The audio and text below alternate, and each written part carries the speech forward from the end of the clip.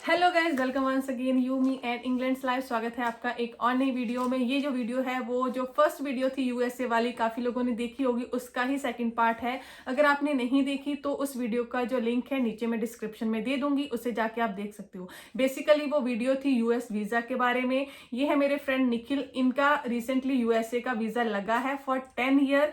तो उसकी जो प्रोसेसिंग ईच एंड एवरीथिंग हमने उस वीडियो में कवर करी थी। जो आज की वीडियो है वो रहने वाली है ओवरऑल इंटरव्यू के बारे में, क्योंकि बहुत लोगों का डाउट होता है जिन्होंने यूएस वीजा लगवाना होता है कि इंटरव्यू में क्या पूछा जाता है, क्या हमें बोलना चाहिए, क्या नहीं बोलना चाहिए। इस वीडियो में हम कवर करेंगे कि निखिल ने अपनी इंटरव्यू कैसे क्लियर करी, कैसे प्रिपेयर करी और बेसिकली उस इंटरव्यू में इनसे पूछा। उससे पहले अगर आप मेरे चैनल को फर्स्ट टाइम विजिट कर रहे हो तो आप मेरा चैनल सब्सक्राइब कर सकते हो for more informative video, specially about UK life, UK visas. अगर आप यूके में आ चुके हैं तभी चैनल आपके लिए हेल्पफुल होगा, और अगर आप आने का प्लान करें देन इस चैनल पर डेफिनेटली आपको बहुत सारी ऐसी वीडियोस मिल जाएंगी जो किसी ना किसी वे में आपकी हेल्प जरूर करेंगी। So do subscribe guys if you are new at my channel. तो अब बात करते हैं निखिल से। Hi Nikhil. Hi hi all. थोड़ा लंबा कमेंट हो भी गया। करना है, आप सबने कमेंट भी करना है, ये बात भूलना मत। ठीक तो है जी। वीडियो है बेसिकली इंटरव्यू। तो स्टार्ट करते हैं कि आपकी जो इंटरव्यू थी वो कितनी लंबी थी, कितनी ड्यूरेशन थी उसकी। ठीक है, मेरी इंटरव्यू सिर्फ 10 से 12 मिनट चला था। ठीक है, और जिसमें बहुत ही नॉमिनल चीजें थी। जो हमने DS1 पहले जैसे कि हमने फर्स्ट पार्ट में बताया था कि DS-160 में जो आपने डाला था, हाँ, वही जैसे कि एक फॉर्म होता है जब आप यूएस का वीजा अप्लाई करते हो, उसी के बारे में निखिल बोल रहे हैं। DS-160 उसका नाम है, आप सिंपली गूगल पर डालते हो आपको वही फॉर्म ओपन हो जाता है। DS-160 जो फॉर्म होता है, जो आप उसमें फिल करते हो, क्योंकि उसमें कुछ ऐसे क्वेश्चंस होते हैं जो कि आपकी लाइफ के बारे में होते हैं। राइट। एंड जो इंटरव्यू होती है बेसिकली वो उसी के अराउंड घूमती है। Right right right. तो उस पिछली वीडियो में भी निखिल ने बोला था कि जब आप वो फॉर्म फिल कर रहे हो, आप खुद कर रहे हो, किसी से करवा रहे हो, एटलीस्ट उस फॉर्म के स्क्रीनशॉट अपने पास जरूर रखो जब आप इंटरव्यू देने जा रहे हो। उस पे हम डायरेक्टली क्वेश्चन आंसर पे चले जाते हैं कि आपसे कौन से क्वेश्चन पुट करे गए। एग्जैक्टली निखिल ही ज्यादा बात करेंगे कि कौन से क्वेश्चन थे और आपने उनका आंसर क्या है। मैं आपको पूरा इंटरव्यू प्रोसेस समझाता हूँ कि उसमें एक्चुअल में था क्या। पहले आप बाहर जब फॉर्म लेकर जाते हो तो फॉर्म पे आपकी एक स्टैंप लगा कर देते हैं, सिग्नेचर करते हैं कि हाँ इस बंदे के डॉक्यूमेंट्स यही वही बंदा है। ठीक है, अब आप अंदर गए, अंदर जाने के बाद उन्होंने सबसे पहले सिक्योरिटी से आपको क्लियर किया, आपको एक रो में लगा देंगे। आप किसी भी कंट्री में चल जाओ, प्रोसेस सेम है। जब आप रो को क्लियर करके आपका नाम अंदर चले जाते हो, आपको एक टोकन नंबर असाइन होता है। ठीक है, वो टोकन नंबर आपको मिल गया। उस टोकन नंबर के बाद फर्स्ट प्रोसेस क्या है? फर्स्ट प्रोसेस ये है कि आप जिस कंट्री में हो वहां का रेजिडेंट परमिट कार्ड देखा जाता है, देखेंगे। उसके बाद आपका जो है फिंगरप्रिंट स्कैनिंग वहीं पर हो जाएगी और आपसे 2x2 की फोटोज जो है वो मांगी जाएंगी। कोशिश करा करो कि जो फोटो आपने DS-160, जो कि अभी गुरप्रीत ने आपको बता दिया, मैं आपने अपलोड करी थी, वही फोटो आप लेकर जाओ। बट ऐसा मैंडेटरी नहीं होता, फिर कहूंगा। अब जब आप सेम फोटो देते हो तो एक ठीक है रेफरेंस जाता है कि हाँ बंदा एक हाँ फॉर्मेलिटी दिखती है, मैं ऐसा मानता हूं। ठीक है, आप चले गए, वो आपकी क्लैरिटी हो गई, वो सबकी होती है। अब पता चलेगा नेक्स्ट स्टेज में कि वीजा अप्रूव हुआ है कि नहीं। वहां से बाहर आ गए, वो आपको बोलेंगे कि इंटरव्यू वाली लाइन में आप लग जाइए। बूथ बने होते हैं अलग अलग इंटरव्यूअर उसके अंदर बैठे होते हैं। अब करना क्या है, आप अंदर एंटर हो गए, उसको आपका नाम भी पता है बंदे को, वो आपके बारे में सब कुछ जानता है, जो डिटेल आपने DS-160 में डाली थी। चालाक नहीं बनना बिल्कुल भी, और ना ही बहुत ज्यादा ओवर कॉन्फिडेंट होना है।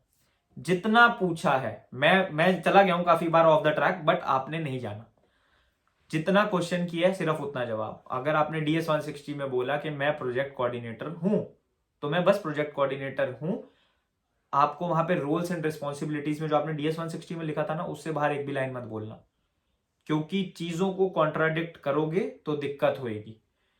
ऐसे भी वीजा रिजेक्ट हुए हैं जिसके अंदर पोजीशन कोई और लिखी गई है और वहां का डॉक्यूमेंट कोई और लगाया गया।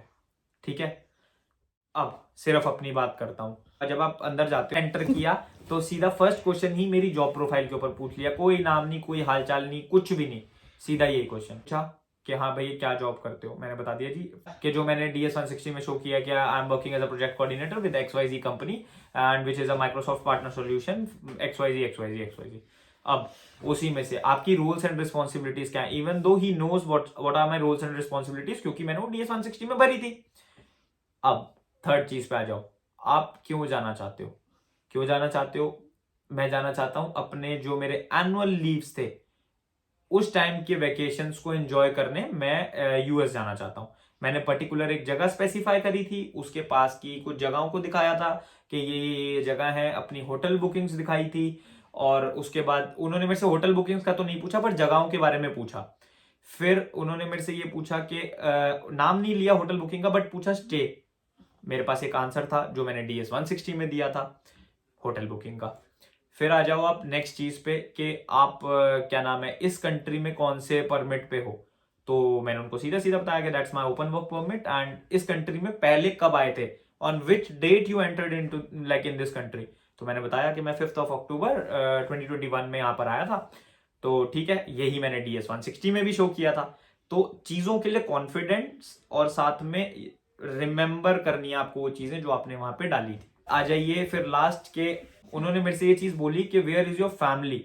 तो मैंने उनको बोला कि वो इंडिया में ही है, like my back all root from there. और तो जो भी थोड़ा बहुत मैंने उनको ये हाईलाइट किया कि बिकॉज वो आ नहीं सकते या कुछ भी है, तो ये चीज उनको मैंने एक्सप्रेस करी उस टाइम पे। यहाँ के टाइज दिखाओ थोड़े से। उसके बाद अगर वो फैमिली का पूछते हैं तो फैमिली के साथ अपने अच्छे टाइज दिखाओ, उनको मैंने एक्सप्रेस करी उस टाइम पे। और इसीलिए मेरा इंटरव्यू सिर्फ 10 से 12 मिनट चला। तो उसने मेरे को लास्ट में बोला congratulations, your visa has been approved and place your 4 fingers thumbs, एंड उसके बाद उन्होंने मेरा पासपोर्ट ले लिया। बस थैंक यू कहा मैंने, उसके अलावा कुछ भी नहीं। चुपचाप मैं वहां से बाहर आके मैंने खुशी मनाई। ये निखिल का एक्सपीरियंस था। तो मतलब बेसिकली जो इंटरव्यू होती है वो जी। आपकी प्रोफाइल एंड आपकी लाइफ पे ज्यादा डिपेंड करती Right. है कि आप क्या काम कर रहे हो। जैसे उनसे पूछा कि उसके रोल्स रिस्पॉन्सिबिलिटी वो पूछते जी, हैं, जी। आपकी फैमिली के बारे में पूछ सकते हैं। और जो एक मुझे चीज ट्रिक करी, उन्होंने ये तक भी पूछा कि आप इस कंट्री में कब आए थे। मतलब Right, right. आपको हर चीज पता होनी चाहिए, कब आए थे, क्या कर रही हो, और करंट वीजा और अपना जो जॉब वगैरह है जो भी आप शो करवा रहे मैरिड हो नहीं हो, आप अब एजेंट ने आपका गलती से मैरिड भर दिया, पता चले कि आप मैरिड हो नहीं। हाँ। तो एजेंट भी, और ऐसे वीजा हुए रिफ्यूज। ओके। जी। हाँ, तो मतलब ये भी एक बात है कि जब कंसल्टेंट्स, एजेंट्स जिनके थ्रू आप वीजा लगवाते हो, वो आपकी जो फॉर्म है वो फिल करते हैं, उस टाइम पे आपको भी काफी केयरफुल रहना पड़ेगा कि वो आपके लिए क्या फिल कर रहे हैं और आप एक्चुअली में अपने बारे में क्या जानते हैं। राइट। अगर आपके एजेंट ने आपके बारे में कुछ ऐसे बढ़ा चढ़ा के लिख दिया है तो आपको बढ़ा चढ़ा के ही इंटरव्यू प्रिपेयर करनी पड़ेगी, उसके अकॉर्डिंग ही। देन आप रियल नहीं रह सकते। अगर आप हर चीज रियल लिख रहे हो देन आपको वही अपनी रियलिटी Right. बतानी होती है वहां पे Right. जाके। तो आप कोई ऐसा जो कोई किसी को मैं बोलूं कि कोई टिप किसी को देने वाले हो ठीक जो है। अभी ये इंटरव्यू फेस करेंगे कि जी। क्या उन्हें करना चाहिए। इंटरव्यू जो होता है ना वो आप ड्राइव करते हो। हाँ। इंटरव्यूअर आपसे क्वेश्चन पूछता है, आपने 1-2 के जवाब दिए, जो आपके जवाब होंगे उसी में से अगला उसका क्वेश्चन होगा। हाँ, क्योंकि cross questioning right right, basically cross questioning. अब क्यों? क्योंकि जो मैंने डिटेल्स डाली थी अपनी वो DS 160 में रिफ्लेक्ट, पहले तो उसी वही क्या है ना उनके हाँ। पास, जो मैंने अपने लिंक्डइन का अकाउंट दिया था वो भी उनके पास वहां पे दिख रहा था। तो वो उसी में से मुझसे चीजें पूछ रहे थे और वो उसी के अराउंड घूम रहे थे, बस उसके अलावा कुछ नहीं। और मैं ऑफ द टॉपिक थोड़ा चला जाता हूं, बट जितना उन्होंने पूछा है सिर्फ उतना जवाब देना है, दैट्स इट। उसके अलावा नहीं।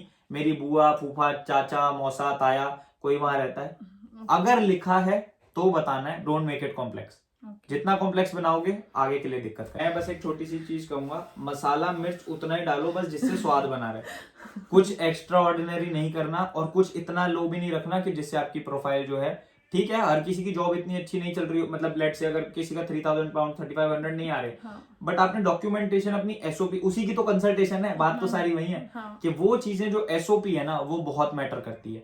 वो SOP ही इतनी स्ट्रांग हो, उस SOP को पहले लिख के प्रिपेयर करके उसके हिसाब से हम उसको DS 160 में पूरा का पूरा रेप्लिकेट कर दें, फिर उसको पढ़ के आप अपने इंटरव्यू की तैयारी, प्रोसेस बाय प्रोसेस चलो। अब ये तो नहीं ना फर्स्ट कर ली सीधा फोर्थ में आगे, सेकंड और थर्ड तो करनी ही पड़ेगी। तो हाँ, बस जैसे आप फॉर्म को अच्छे से रीड करो, अपने SOP को भी अच्छे से रीड करो। अगर आप खुद नहीं राइट डाउन करें, एटलीस्ट आपको लाइन टू लाइन पता होना चाहिए कि आपके बारे में लिखा क्या गया है, लिखा क्या गया, राइट। क्योंकि ये तो हर इंटरव्यू में होता है। अगर आप स्टूडेंट वीजा की भी देने वाले हो, आपने SOP दी है तो जो आपने लिखा है वो आपको पता होना चाहिए, ऐसा कुछ मिसमैच। गुरप्रीत, मैं ऐसे बच्चों से मिला हूं यहाँ पे जिन्हें यहाँ आके पता चलता है कि उनका कोर्स कौन सा है। होता है, मुझे पता है, होता है काफी लोगों के साथ। तो ये थी इंटरव्यू का एक्सपीरियंस। के अलावा अगर आप कुछ बताना चाहें किसी को। मैं बस ये चीज बोलूंगा कि डॉक्यूमेंट्स जो आपके पास हैं जेन्युइन, या फिर जो हमने मिर्च मसाला आपने उसमें किया है वो आपको एग्जैक्ट रेप्लिकेट करना है। ये बात मार्क कर लेना, चाहे आप इसको वीडियो के स्टार्टिंग में लगा लेना, एंड में लगा लेना, बट वो चीज आप दिमाग में रख लो कि डॉक्यूमेंट से अलग आपकी एक भी बात हुई वीजा रिजेक्शन है ही है। ये सोच के जाना कि अगर मैं उसको घुमाने की कोशिश कर रहा हूँ तो भाई वो बहुत आगे हैं, राइट। वो ऑफ कोर्स वो रोज Right. ऐसे लोगों से वो मिलते रोज हैं। हम जैसे लोगों से डील करते हैं, हाँ। वो रोज देखते हैं, चेहरा देख के बता देते हैं जेन्युइनिटी है कि नहीं। और एक चीज और जो मुझे ट्रिक करी थी कि क्या जी। आपसे उन्होंने कोई डॉक्यूमेंट मांगे, लाइक कुछ भी नहीं, मेरे पास इतना मोटा बंडल था, इवन दो एक बच्चा था जिसका हमने लगाया था, उससे डॉक्यूमेंट्स मांगे, बट जेन्युइन केस था। कुछ भी ऐसा नहीं था कि मिर्च मसाला बहुत ज्यादा ठोका हुआ है, कुछ भी नहीं, जेन्युइन केस था। उसके डॉक्यूमेंट्स प्रूफ देखा और उसका प्रूफ कर दिया। ओके, मतलब ऐसा नहीं है कि डॉक्यूमेंट नहीं मांगते, वो डॉक्यूमेंट मांग भी सकते हैं, और डॉक्यूमेंट भी होने चाहिए, वो आपसे डिमांड कर सकते हैं। आपकी जो भी आपकी फाइल है वो आपके पास ऑलवेज रहनी चाहिए। तो ऐसा नहीं है कि हर किसी की एक्सेप्ट होती है, पर एक अच्छी चीज ये है कि आपको यूएस की जो इंटरव्यू है उसी टाइम पे पता चल जाता है कि आपका वीजा लगा है कि रिफ्यूज हुआ है। ये बहुत अच्छी चीज है कि अगर आपका पासपोर्ट रख लिया तो वीजा लग गया। अगर पासपोर्ट नहीं रखा और लेटर हाथ में थमा दिया तो आप गए, नहीं लगा। तो बेसिकली एक ही लेटर है जो हर किसी को देते हैं, पर्टिकुलर रीजन नहीं बताते कि क्या रिफ्यूजल। और उसके बाद ऐसा नहीं है इनमें कि आप वेरी नेक्स्ट डे डेट देखनी स्टार्ट कर दो, आप वीजा दोबारा लगा दो, कोई दिक्कत नहीं जी। बट यूएस का एक बार नेगेटिव चढ़ गया तो वो कहीं का भी यहाँ पे टीयर 2 फाइल कर लो या किसी भी कंट्री में कोई वीजा फाइल कर लो, हमेशा यूएस का पूछा जाता है। हाँ, वो अफेक्ट करेगा आपके एप्लीकेशन को, तो उस हिसाब से करिए कि आपका वीजा अप्रूवल के चांसेस ज्यादा हो रेदर देन रिफ्यूजल में। तो मैं जो बोलना चाहती हूँ यही है कि हर किसी की इंटरव्यू सेम नहीं होती, पर ओवरऑल जो क्वेश्चन है वो आपके अराउंड ही घूमते हैं, आपकी जॉब की, आपकी लाइफ की। तो आप अपने बारे में ज्यादा जानते हो रेदर देन सेकंड पर्सन। तो अगर आप अपनी इंटरव्यू प्रिपेयर कर रही हो तो अपनी लाइफ के हर फैक्टर को सोच के इंटरव्यू प्रिपेयर करो कि आपसे क्या पूछा जा सकता है, आपकी जॉब के रिगार्डिंग, आपकी लाइफ के रिगार्डिंग, आपके वीजास के रिगार्डिंग। अगर ये सब सोच के आप इंटरव्यू प्रिपेयर करोगे तो आई थिंक इंटरव्यू क्लियर हो जाएगा। इतना डिफिकल्ट नहीं होता, अगर आप कॉन्फिडेंटली हर चीज बताओगे तो इंटरव्यू ऑफ कोर्स क्लियर होगा। उसी की तो कंसल्टेशन दे रहे हैं। हाँ, तो ये भी हेल्प करते हैं, आप इनसे भी हेल्प ले सकते हो। और थोड़ा सा इसके बारे में बात कर लेते हैं Nikhil ji. So basically EA immigration consultants के नाम से हमने फॉर्म रजिस्टर करी है, and I am soon travelling to India, क्योंकि हम इसी के लिए एक प्रॉपर जो है चीजें सेटअप कर रहे हैं, क्योंकि बच्चों को मिसगाइड करा जाता है, बहुत ज्यादा एक्स्ट्रा पैसे चार्ज कर ले जाते हैं। यहाँ से सिर्फ यूरोप का वीजा लगाने तक के 1 लाख रुपए चार्ज कर रहे हैं लोग, 1000 पाउंड फॉर ईच पर्सन, जो कि बहुत ज्यादा गलत है। इवन दो बच्चों को जो हम ये पोस्ट स्टडी वर्क परमिट लगाते हैं 400-500 पाउंड चार्ज कर रहे हैं सॉलिसिटर्स, ठीक है। So called solicitors, right, so called solicitors, ठीक है। तो ऐसी चीजों के लिए हेल्प आउट करना चाहते हैं। स्टार्टिंग में जो स्टूडेंट वीजा पे हमारे साथ जुड़कर आते हैं उनसे कोई भी फीस चार्ज नहीं कर रहे हैं हम। हमारा टारगेट है, हम 24 को अचीव कर चुके हैं बाय गॉड्स ग्रेस।